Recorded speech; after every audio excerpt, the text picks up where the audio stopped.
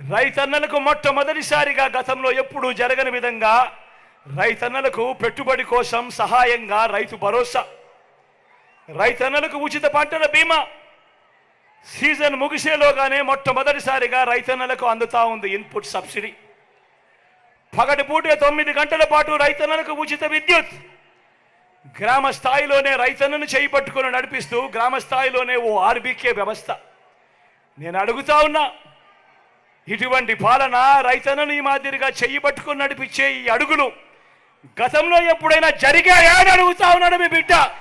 స్వయం ఉపాధికి అండగా ఎప్పుడూ కూడా ఎవరూ కూడా ఊహించని విధంగా ఓ వాహన మిత్ర, ఆటోలు దోలుకునే వాళ్ళు, ఆటో రిక్షాలు దోలుకునే వాళ్ళు, టాక్సీలు దోలుకునే వాళ్ళు, వారికి తోడుగా ఓ వాహన మిత్ర, నేతన్నలకు ఓ నేతన్న నేస్తం, మత్స్యకారులకు ఓ మత్స్యకార భరోసా,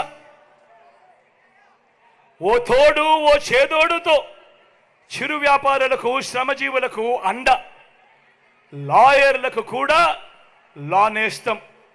ఈ మాదిరిగా స్వయం ఉపాధికి అండగా నిలిచిన ప్రభుత్వం గతంలో ఎప్పుడైనా చూశారా అని అడుగుతా ఉన్నాడు మీ బిడ్డ.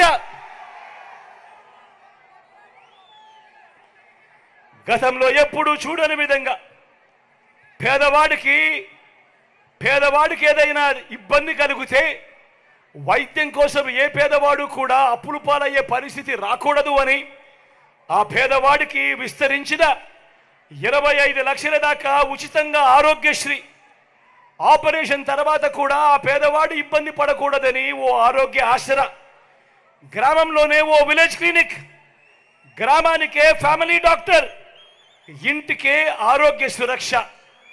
ఇంతగా పేదవాడి ఆరోగ్యం మీద ధ్యాస పెట్టిన ప్రభుత్వం గతంలో ఎప్పుడైనా చూశారా అని అడుగుతా ఉన్నాడు మీ బిడ్డ.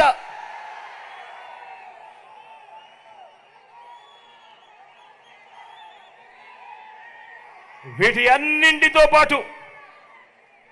అన్నింటితో పాటు ఏ గ్రామానికి వెళ్ళినా కూడా ఆ గ్రామంలో 600 రకాల సేవలు అందిస్తున్న ఒక గ్రామ సచివాలయం, 60-70 ఇళ్లకు ఇంటికే వచ్చే వాలంటీర్ సేవలు, అదే గ్రామంలో రైతన్నను చేయబట్టుకొని నడిపిస్తూ ఓ ఆర్బీకే, ఆ ఆర్బీకేకి పక్కనే 4 అడుగులు వేస్తే అక్కడే అదే గ్రామంలో ఓ విలేజ్ క్లినిక్, మరో 4 అడుగులు వేస్తే అదే గ్రామంలో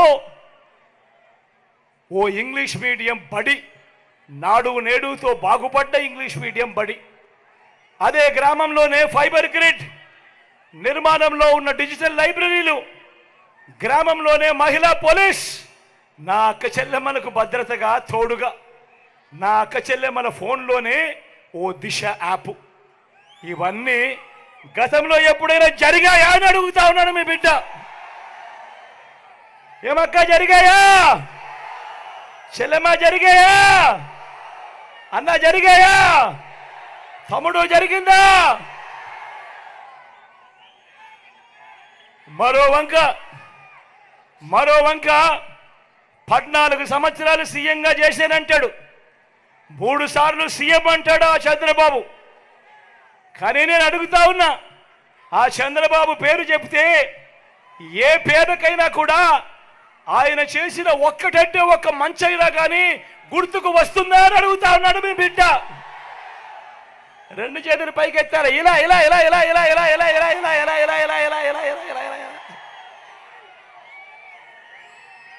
14 ఏళ్ళు సీఎం అంటాడు, 3 సార్లు సీఎం అంటాడు. మరి ఆయన పేరు చెబితే ఏ పేదవాడికైనా కూడా ఆయన చేసిన ఒక్కటంటే ఒక్క స్కీమ్ అయినా గుర్తుకు వస్తుందా అని అడుగుతా ఉన్నాడు మీ బిడ్డ.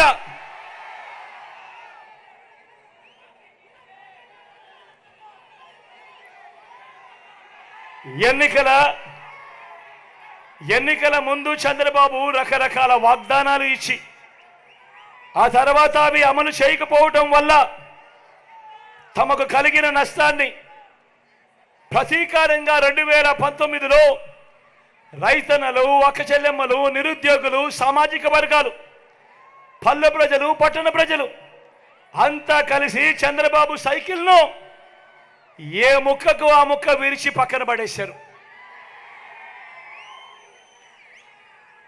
ఆ తుప్పు పట్టిన సైకిల్కు చంద్రబాబు రిపేర్ చేయాలని చాలా కష్టపడతా ఉన్నాడు. ఆ రిపేర్ చేసే భాగంలో ముందుగా ఎర్ర చొక్కాల దగ్గరికి వెళ్ళారు. ఎర్ర చొక్కాల దగ్గరికి వెళ్ళినప్పుడు అక్కడ ఫలితం లేదు. ఆ తర్వాత దత్తపుత్రుడిని పిలుచుకున్నాడు. దత్తపుత్రుడేమో సైకిల్ మొత్తాన్ని చూసి తుప్పు పట్టింది, నేను క్యారేజ్ మీద మాత్రమే ఎక్కుతాను, టీ గ్లాస్ మాత్రమే పట్టుకొని తాగుతాను అన్నాడు. మిగతాటివి నా వల్ల కాదు అన్నాడు. తర్వాత వదినమ్మను ఢిల్లీకి పంపించాడు. అక్కడ మెకానిక్స్ని దింపాడు. ఇక్కడికి దింపి సైకిల్ ఓ షేపులోకి తీసుకొని రమ్మని చెప్పి అడిగాడు.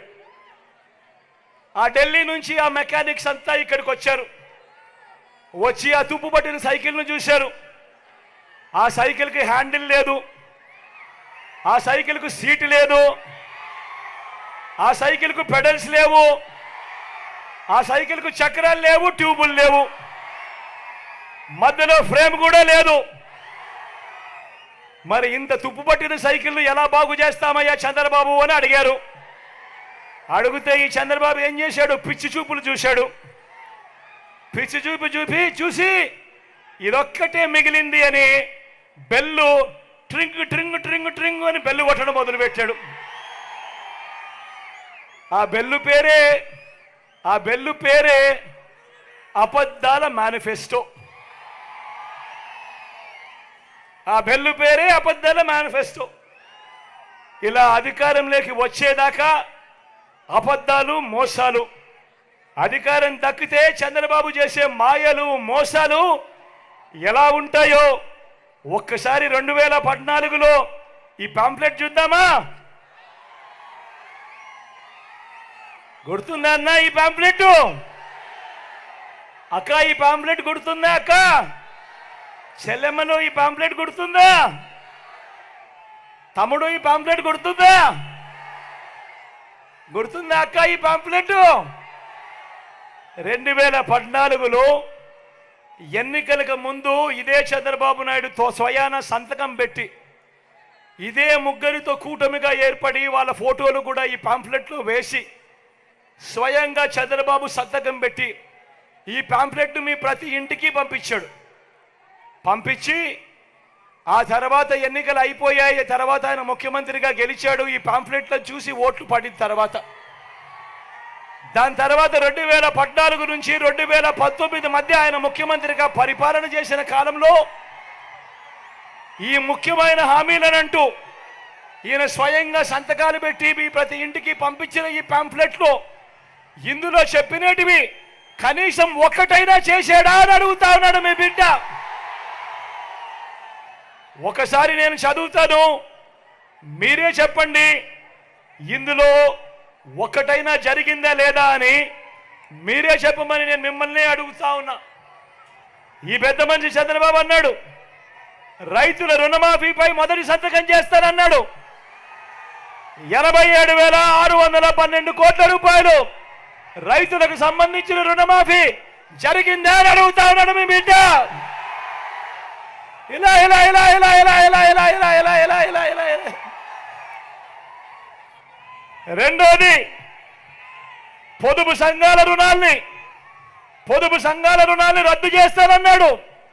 నేను అడుగుతా ఉన్నా, డ్వాక్రా సంఘాలకు సంబంధించిన అక్క చెల్లెమ్మని అడుగుతా ఉన్నా, వారి కుటుంబ సభ్యులను అడుగుతా ఉన్నా, 14,205 కోట్ల రూపాయలు పొదుపు సంఘాల రుణాలు రద్దయ్యాయా? ఒక్క రూపాయి అయినా అని అడుగుతా ఉన్నాడు మీ బిడ్డ. ఇలా ఇలా ఇలా ఇలా ఇలా ఇలా ఇలా ఇలా ఇలా ఇలా ఇలా మా నమ్మకం నువ్వే జగన్, మా నమ్మకం నువ్వే జగన్, మా నమ్మకం నువ్వే జగన్, నమ్మకం నువ్వే జగన్, నమ్మకం నిన్నే జగన్.